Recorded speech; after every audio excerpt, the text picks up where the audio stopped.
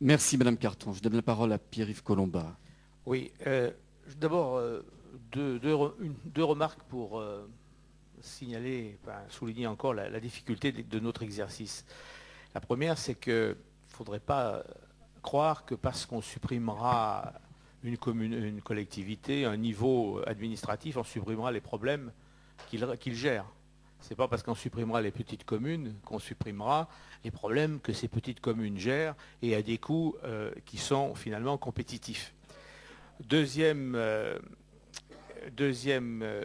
chose, je crois que le système que nous connaissons, qui peut apparaître complexe, mais finalement, quand on regarde bien, pas tellement plus complexe que les autres, ce système est le résultat d'une histoire et le résultat d'équilibre. Ce n'est pas simplement le résultat de la perversité ni des gouvernements, ni des élus locaux.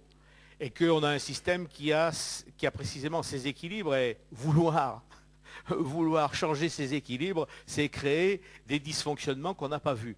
Et je partage tout à fait ce qu'a dit le Premier ministre concernant les blocs de compétences, de même que l'absence de financement croisé, enfin, etc. Bon, ça me laisse particulièrement rêveur sur les effets induits. Mais je voudrais qu'on revienne sur deux points qu'on a abordés et qui sont quand même fondamentaux. Le problème, effectivement, est-ce qu'on peut mettre quand même un peu de clarification dans les compétences, voir un petit peu là où ça pourrait être possible. Et deuxièmement, le problème de la démocratie.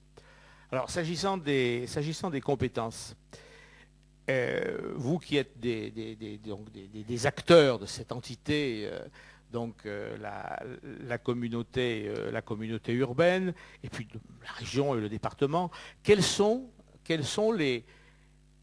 les compétences qu'on pourrait véritablement mieux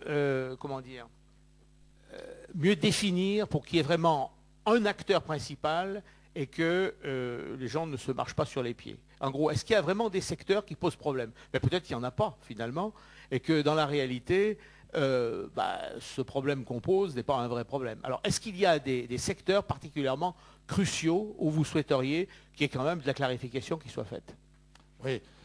En gros, est-ce qu'on pourrait avoir une liste un jour des domaines de compétences obligatoires des grandes agglomérations, sachant qu'il pourrait y avoir de l'optionnel autrement, librement décidé.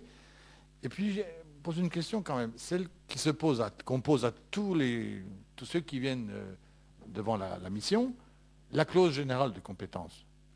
Les grandes agglomérations, elles la revendiquent ou bien pas? Parce qu'elle est un peu antinomique de celle de la commune. Quels sont les points de friction qui précisément pourraient être améliorés selon votre expérience? Et si on doit terminer, parce que je crois qu'on va vers la fin, est-ce que vous pourriez nous dire à quelle échéance les agglos souhaitent voir préciser davantage leur destin? Aujourd'hui, c'est un destin glorieux, fatalement, puisque tout le monde là-dessus est à peu près dans la même direction. Mais en même temps, faut-il accélérer aujourd'hui le processus par un palier, en montant leurs ambitions, leurs compétences, etc. Ou bien faut-il laisser le mouvement, qui est un mouvement ascendant, se continuer au rythme actuel?